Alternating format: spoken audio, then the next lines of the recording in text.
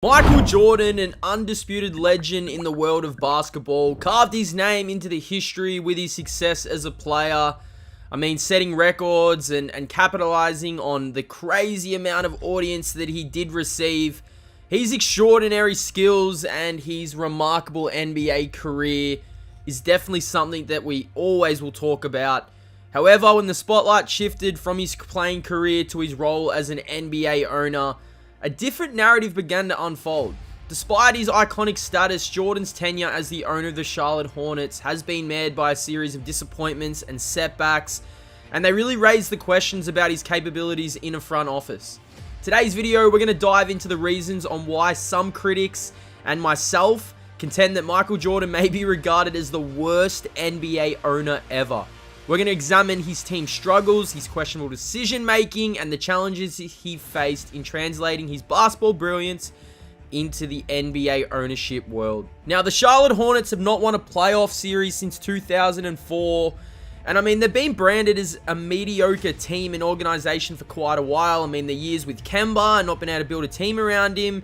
Now, they were competitive, but they were never able to take that next step. Now, in recent years, the Hornets have been a non-factor, which has basically resulted in them allowing them to land a franchise player in LaMelo Ball, who you could say is the only one and great shining light in the Jordan era as an owner. With the recent news of him selling the Hornets, I want to take a look back at some of his decisions that gives the people the opinion on him. I mean, MJ is probably, the greatest player ever, and I mean, probably one of the best basketball minds we've ever seen, but it's clear over the years, some of his shots he took off the court have definitely missed. Let's get into it. Michael Jordan first became involved with the Charlotte Hornets in 2006. Now, he was a part owner of the Wizards. We will dive into that a little bit, but I do want to focus on the Hornets. Now, he joined as a owner in 2006 after purchasing a stake in the franchise. His involvement in the team's ownership group was seen as a positive move given his basketball expertise.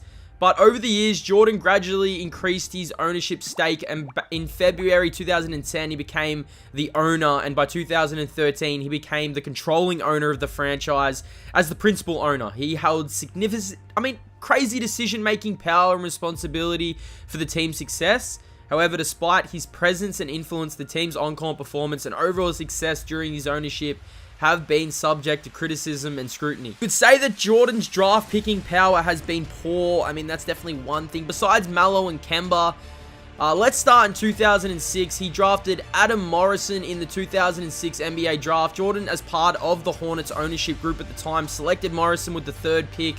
Now, Morrison was highly touted coming out of college, but he failed to live up to the expectations in the NBA. He struggled with injuries and never developed into the impact player the team hoped for, making that draft pick a waste. Now, you could honestly say, is that MJ's fault? Now, I'm not going to say that, but he did miss out on the likes of Rudy Gay, JJ Redick, Rajon Rondo, Paul Millsap, Kyle Lowry, and others to say the least. Some of Michael Jordan's draft selections have been pretty poor over the years. Passing on better draft prospects on multiple occasions. I mean, Jordan's front office passed on talent players in favor for less successful ones. Notable examples include selecting Kwame Brown, man. This was when he was with the Wizards in the 2001 draft. Arguably the biggest bust in history. He chose Michael Kidd-Gilchrist over players like Bradley Beal and Damian Lillard in the 2012 NBA draft.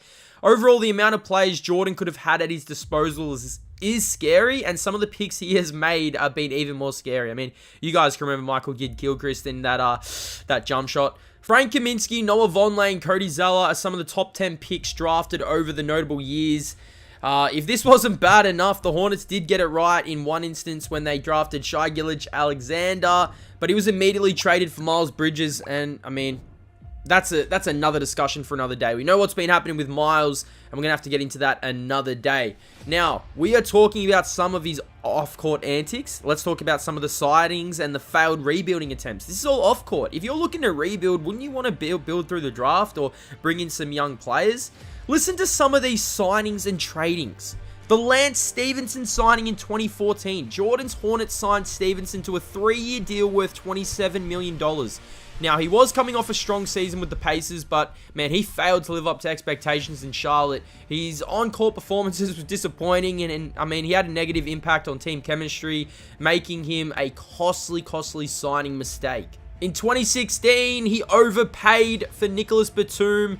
They re-signed Batum to a 5-year, $120 million contract. Now, while Batum was seen as a valuable player for the team, the size of the contract was considered excessive and his performances declined after that deal, making it a burden on the team's salary cap. I'm pretty sure they were paying that deal for quite a while, and sheesh. Man, failing to build around Kemba Walker. Kemba Walker emerged as a franchise player for the Hornets during the Jordan ownership tenure. However, the team did struggle to build a competitive roster around him. And, I mean, Kemba, we can all talk about how good he was in Charlotte. He was an all-star. If they were able to get a player around Kemba to build around, man, maybe things would have been a little bit different. That Kemba team back in the day, they were actually fun to watch. We move on to 2017, the Dwight Howard trade. Michael Jordan acquired Dwight Howard from Atlanta. While Howard did have a productive season, his playing style did not mesh with Kemba, and I mean, that trade was viewed as a short-sighted and failed response to long-term results. Trying to get those results early. Dwight Howard was just, I mean, he was definitely on the decline when they brought him in. I mean, that really brings me back to when they traded away Tyson Chandler in 2010. Tyson Chandler ended up going on to win Defensive Player of the Year, I believe, and an NBA championship with the Dallas Mavericks, and they got rid of him. So, I mean, some of these things really, some of these signings and trades have really affected the way I look at Michael Jordan as an owner. And I mean, one of the great what-if in recent memories was when they were looking to move Kemba. And I mean, what if they accepted this? This was a Celtics offer that included 6 draft picks. It had 4 first-round draft picks and the number 9 pick in the 2015 draft. Now, Charlotte ended up taking Frank Kaminsky with the pick in number 9 with Kemba. And they, I mean, if they had to accepted Boston's offer, their entire landscape of the NBA would have changed. Instead of Boston holding all these picks and getting Tatum, getting Brown, it could have been Charlotte. I mean, could have Kyrie Irving landed in Charlotte instead of Boston? I mean, that's crazy. 4 first-round draft picks Boston offered for the number 9 pick, and they didn't want to take it, and they took Frank Kaminsky. I don't even know if this man's still in the league. They drafted Kwame Brown. I mean, Michael Jordan drafted Kwame Brown and Michael Kidd-Gilchrist. That is just outrageous. Let's move on to recent years. Michael Jordan signed Gordon Hayward to a 4-year, $120 million contract. Now, this was the years after coming off Hayward's injury, and he was coming off the bench with Boston, wasn't really finding his footing. $120 million.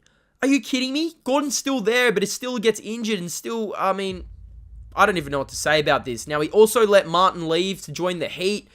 This was, I mean, the 2 Martin twins in Charlotte would have been deadly. We've seen how good Martin was in the finals this year and in the playoffs.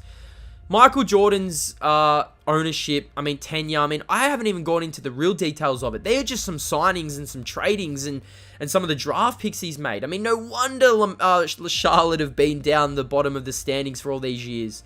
Now, to wrap this up, I could go on all day. I mean, Michael Jordan is probably one of the worst ever owners we've seen. The Hornets have never taken a drastic improvement, and when they have, it's been shot down immediately. I mean, look at Miles Bridges. They had two cornerstone players to build around in LaMelo and Bridges, and then everything got rocked with the whole Bridges situation. Now, you can't really blame MJ for that, but maybe it's just the MJ curse. Now, to wrap this one up, Michael Jordan's 13 seasons as a Hornets owner. He's never won a playoff series, never finished higher than 6th in the East, and has the 5th worst winning percentage in the NBA. They also had, I believe, the worst record in the NBA a few years ago ever. Yeah, MJ will still make over $2 billion on a deal, which is from Nike. So man's not even worried, man. He is not worried. Michael Jordan could be seen as the worst owner in NBA history, and man, I can't even dispute this. I guess the one last good thing he did was draft LaMelo Ball, and now the future is in his hands to say, instead of being in the hands of the GOAT, Michael Jordan.